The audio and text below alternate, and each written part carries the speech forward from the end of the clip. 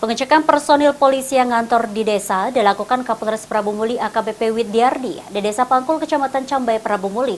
Pengecekan ini dilakukan guna memastikan layanan yang dilakukan berjalan lancar.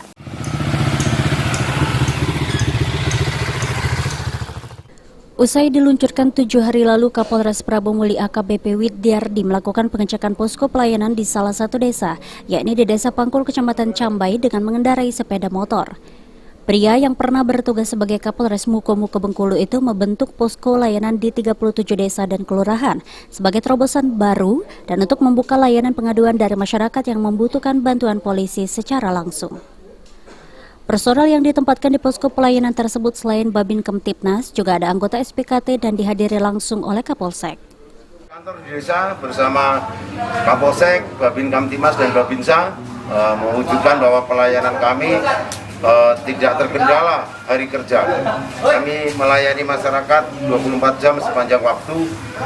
Demikian juga pelayanan posko pengaduan kami telah ada di setiap desa dan kelurahan, yang mana ini kerjasama dengan perangkat desa dan Babinsa dan Babin Kamtipmas.